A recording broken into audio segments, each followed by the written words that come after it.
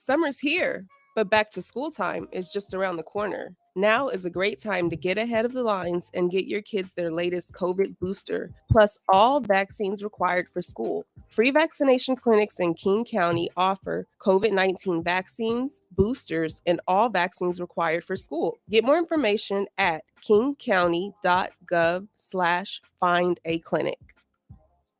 Welcome to the Fitness Corner. I'm your host, Mark Bryant, and you're going to get a whole total body workout on my show, starting off with a warm-up, aerobics, strength training, cool down, and stretching every Friday from 11:30 to 12 right here on Rainier Avenue Radio. It's the Umpqua Bank Concert Series at the Washington State Fair. Celebrate your state with Styx and Nancy Wilson's Heart. September 21st.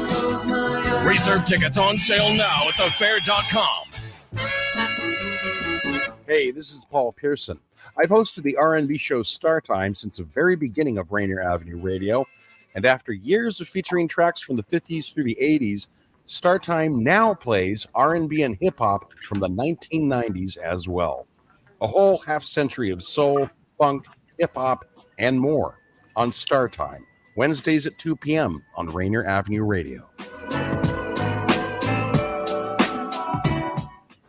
Hey, yo, Rainier Avenue Radio as you cover for tickets to the Washington State Fair. Hey, money, we got a ton of tickets. We got to get rid of these things. Well, you can win your tickets to the Washington State Fair from Rainier Avenue Radio, your community radio station. How they gonna get the tickets, D-Money? We've got all these tickets. Very easy. Just email rainieravenuradio.world@gmail.com. Tell us why you should win tickets to the Washington State Fair, and you could win those tickets. Say what?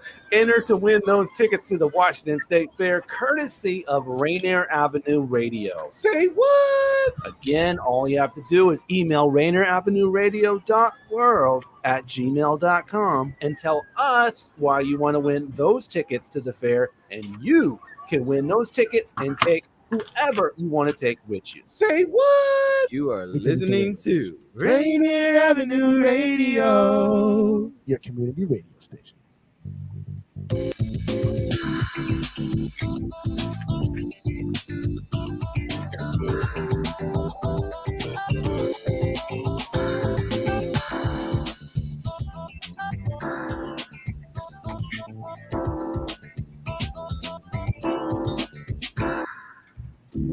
Hello, everyone. Thank you for joining us today. Yes, hi. How are you? Hi. Great. Uh-oh. Nice to see everybody. Mm-hmm. Yes, nice to see everybody today. Great. Yes, I'm Tina Lombard. I'm with Bank of England Mortgage. And I'm Violeta Strash with Coldwell Banker Danforth. Yes, and we are here. Fall. It's almost fall. The official day of fall. Yes, it's September 19th and September 21st. What is the day we cross over from summer to fall? Yes. So, and we're doing it. The weather is getting a little chilly in the mornings. Yes. And here in Colorado, same thing too. We're getting it's going down to like 68 or something in the evening. It's still in the 80s, but it's slowing down considerably. But we wanted to say hi to you, and we're going to give you some local updates on real estate and also some local updates on mortgages. But then we're going to talk to you about fall, why it's a great season to buy your house. Yes. So, all right. Should I go ahead? I go ahead and go? And actually, I was so busy watching Film Radio right before our show here, and I forgot to pull some of our numbers from last year to compare, but I have the other numbers, and I wanted to wish NorbCam a happy birthday. They were celebrating his birthday today, and he sang this beautiful song that he composed and sang for his wedding, for his wife. And you know his wife, right? Jen, what's that? You know his wife. Oh, I know Jen very well. Wife. Yeah. Beautiful. Yeah. Beautiful. Yeah, that was a great wedding. Just a great person. Yeah. Yeah. How nice. Oh my gosh. We should probably show some clips on that on another show. Yeah. Yes. Okay. So here we go for King County. Here's our numbers. In the last couple of weeks, we've had 836 homes go that are in the active category. Believe that? That's quite a bit. pending, though, we went with 559 homes that went pending, sold 672 at an average price of $1,134,000. And then as far as our metrics, let's look at our days on the market, which means the days between when sellers got their homes on the listing and then an offer was accepted. So for August, days on the market, last year we had 13 days. This year, 26 days. So a little bit longer. Days on the market, almost 2 weeks there. And then percent of the list price. So the difference between the sales price and what it was listed for. So last year, 6.2% more than the list price. And then it was pretty even, sales versus the list price for this year. The showings per listing. So the average number of showings on an active listing, last year, 16 showings per listing. This year, only 9 showings per listing. So people know right away that, yeah, this is going to be it, or, didn't take too long for them to know that this was a house for them. Showings per listing. Then it went mutual. So showings to pending. So the number of showings, again, per listing before it got an offer in the pending category. So 23 showings last year versus 19. So pretty close to being even. And that was all King County numbers. Pierce County, here we go. Active listings, we have 357 listings. Pending, 228 went pending. And sold in the last 2 weeks, 358 homes at an average price of $609,000.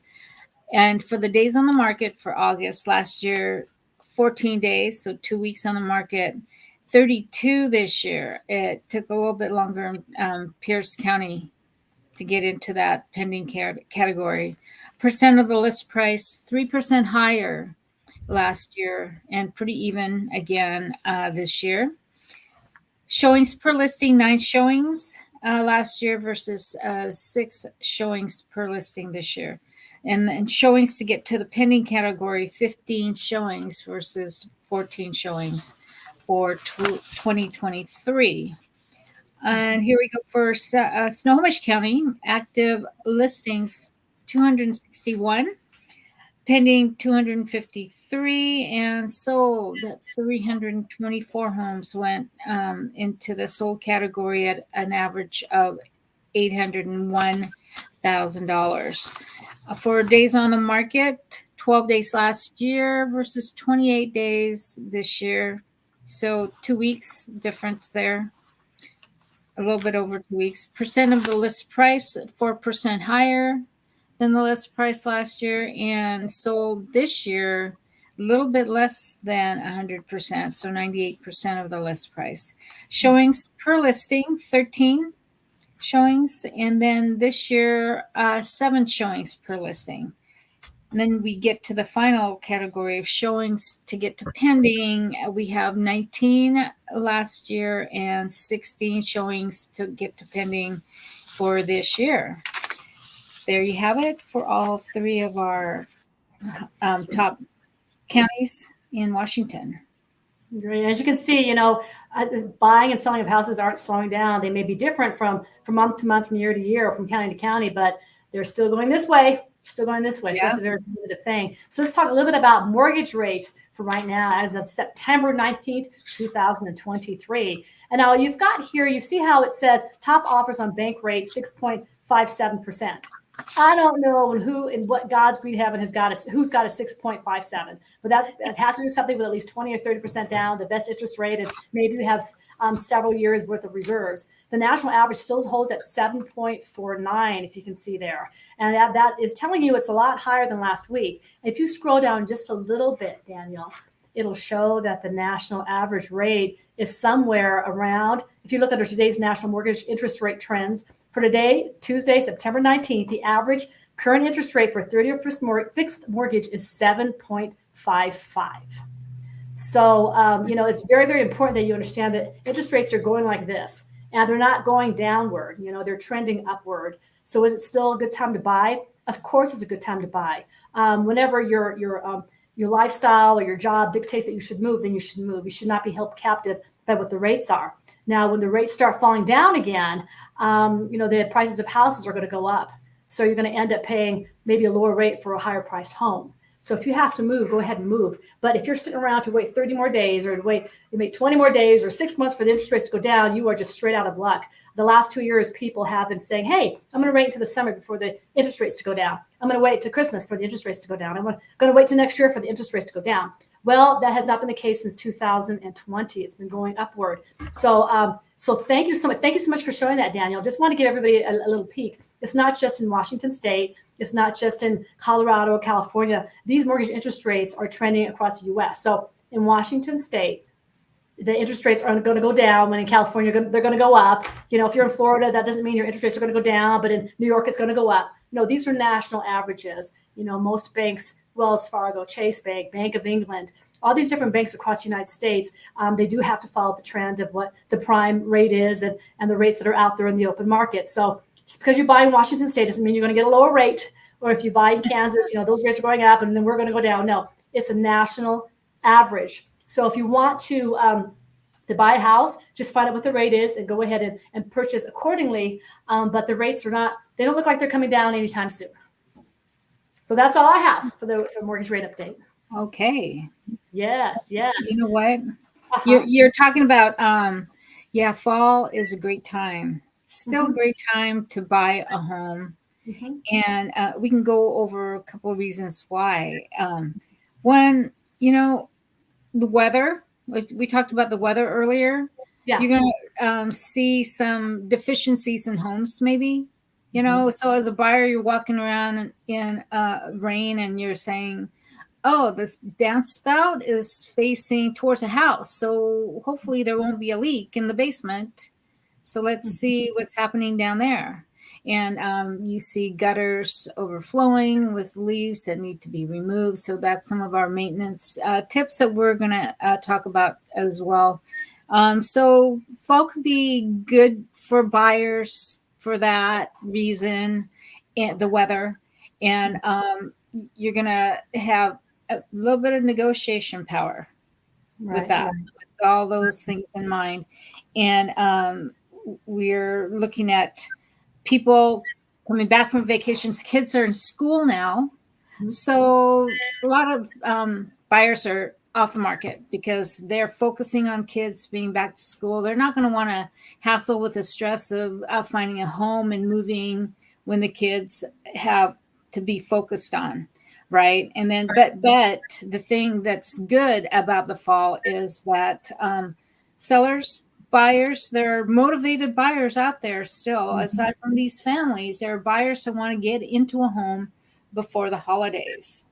So that it's a perfect time for those folks. And they could be empty nesters or, there's some lifestyle changes going on. So it's a good time to still get into the market, and negotiations are a little bit easier for buyers these days, don't you think, Tina? Yeah. Oh, yeah. Well, yeah. In the fall, the buyers are the sellers actually have more reason to sell before the end of the year, and that has a lot to do with tax write-offs. There you go. So sellers right now, they've been sitting around all summer, playing with their listings being really high. And now that everything has cooled off in the summer months, everything cools down.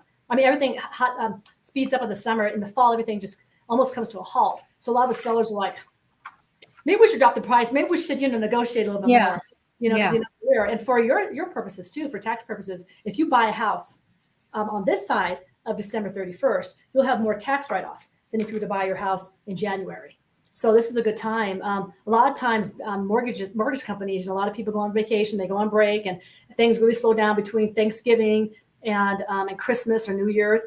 And so a lot of mortgage lenders, we make things a little happier, a little nicer. Sometimes the rates go down just a little bit artificially, just to get more applications in before year end. So it's a real good time. A lot of times, every year I have a Thanksgiving deal or a Christmas deal. Where this house, this new first time home buyer with 5 kids and everything else, and they moved from, whatever, we're going to get them into a house on Christmas. So there's a lot of Christmas stories that lenders love to have. And we're like, hey, we're going to get these people into a house by Christmas. Or we say, hey, we're going to get this family into a house by Thanksgiving. So a lot of times mortgage brokers, they will work off of that synergy just to get you into a house before the holidays. So it's very, very nice. And like what V was talking about earlier is, when in the summertime, everything was beautiful. You got flowers everywhere. There's fragrance in the air and love is in the air. The sun is around and people will be, oh yeah, I'll buy this house. It looks beautiful. But the moment it rains, you'll see where there are leaks in the roof. There's damages with the gutters. You'll see if there's any problem with irrigation and water coming into your property. There's a lot of different things that you'll look at in the fall and the winter that you will not normally see. So a lot of times your roofs, are your roofs snow compatible? What's going to happen if it snows? What does the terrain look like? Are you on top of a hill? And if you buy this house, you're going to slip slide all the way down. A lot of those things become very apparent during the fall. So it's a very good time to start looking at properties then. Mm-hmm. Yeah.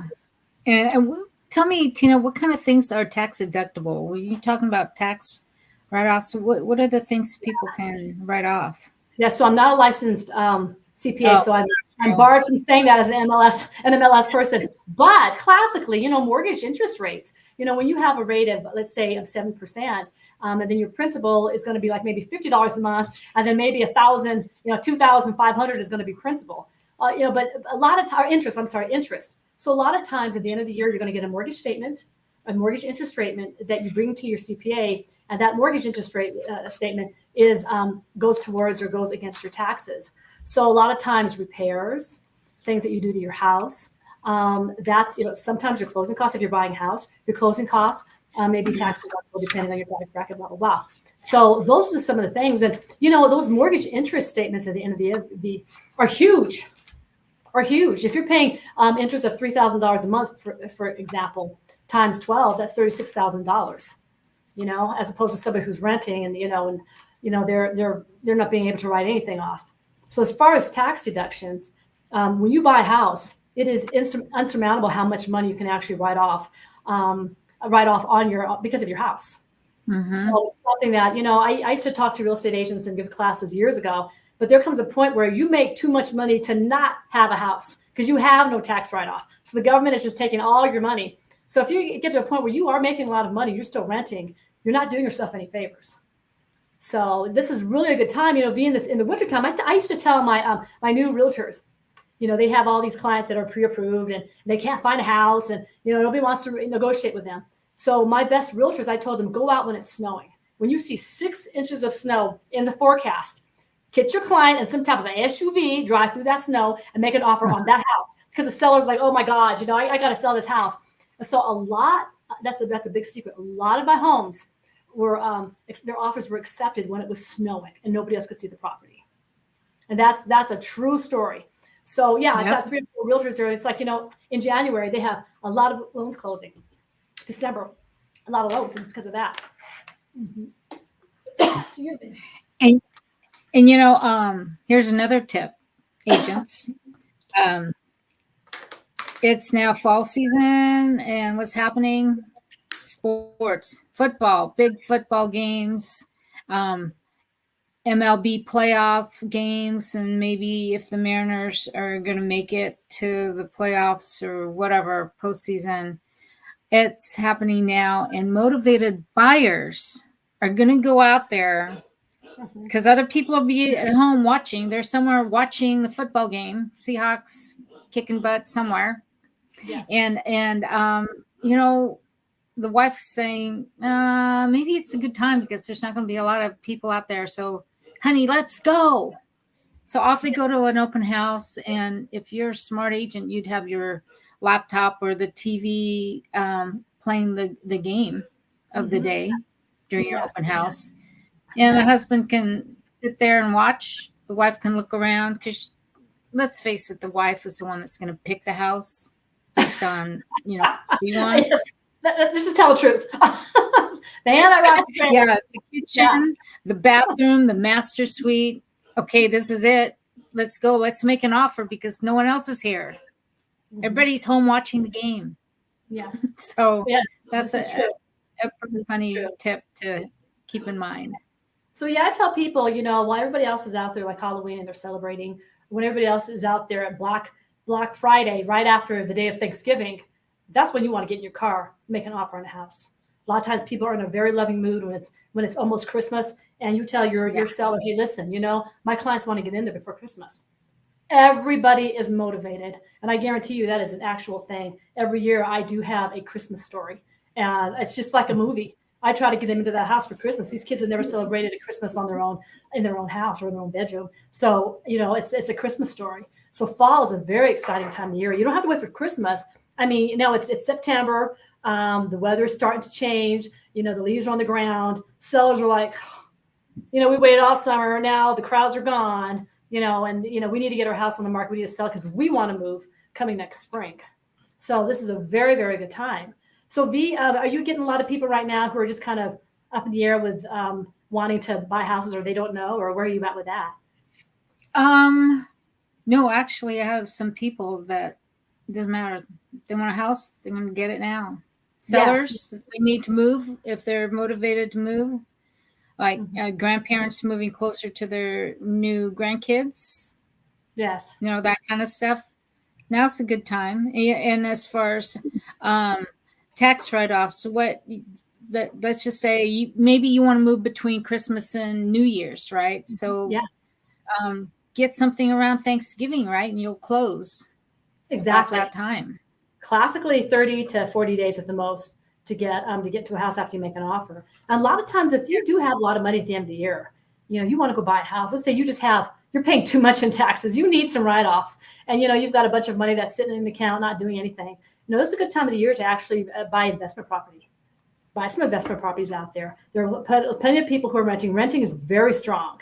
The income levels for renting right now that landlords are making are very strong because nobody's really wanting to buy in this rate market.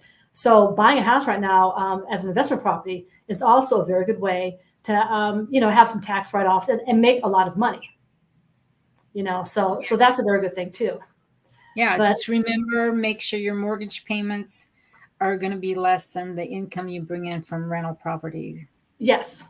And then, I was going to say one more thing too.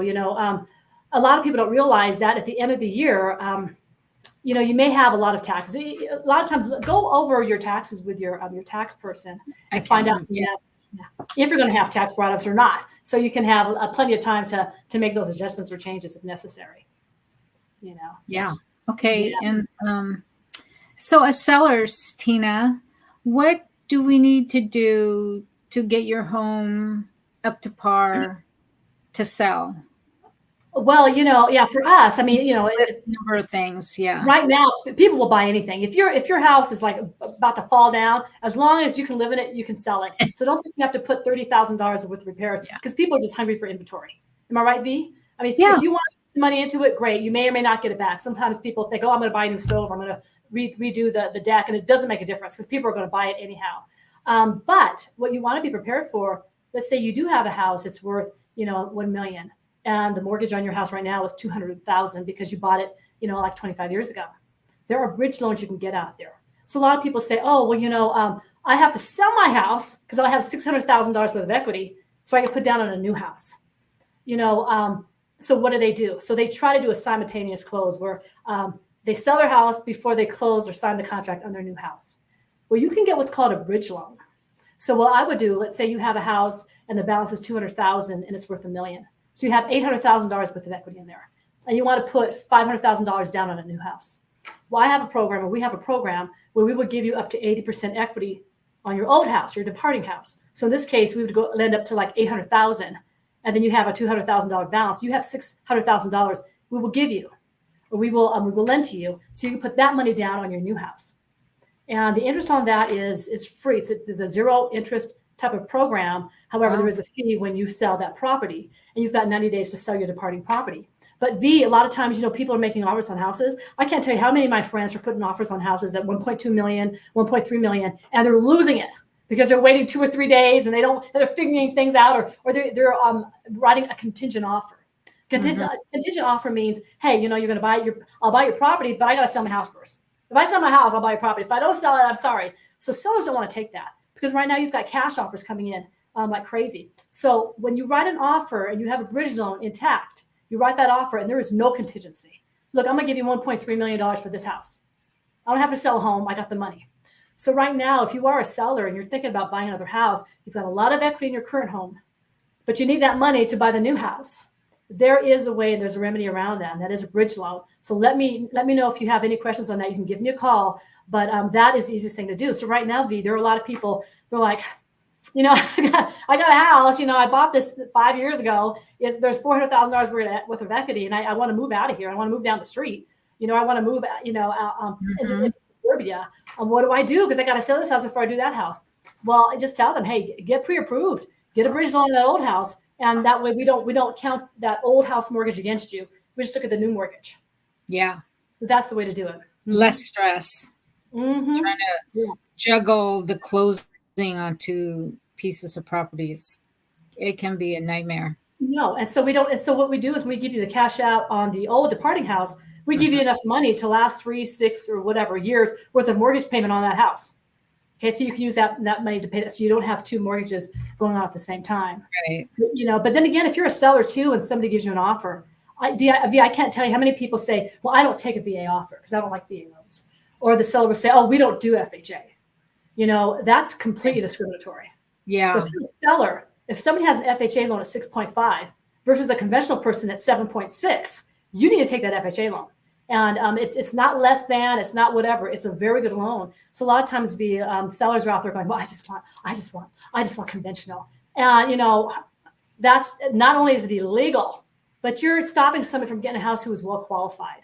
So if it's a VA loan or an FHA loan, it doesn't make a difference. Are these people approved? I don't care what type of loan it is. If it's a loan from your mammy, is that loan approved? If it's approved, give that person the benefit of the doubt and let them have the house. Because not only is it discriminatory and illegal, you're really preventing somebody that has done everything they can to qualify for a home to not get your home.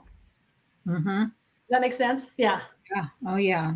Yeah. Yeah. I can't tell you how many times I get somebody and they'll say, oh, we don't do VA. I'm like, well, why? Is there something wrong with the pain? Is there something wrong? Well, I just, those clients.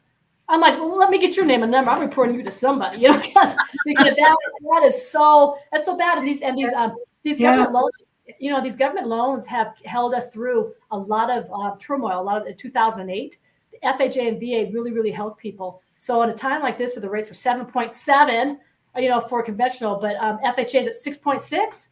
If your client is smart enough to go FHA, then you should give them a loan because they obviously are smarter than those who are. I'm going to be conventional. No. Mm-hmm. Just any offer you get, if they qualify, then take it. Mm-hmm. Yes. Yeah. So. And then real quick for some seller tips on what to do to get ready to sell.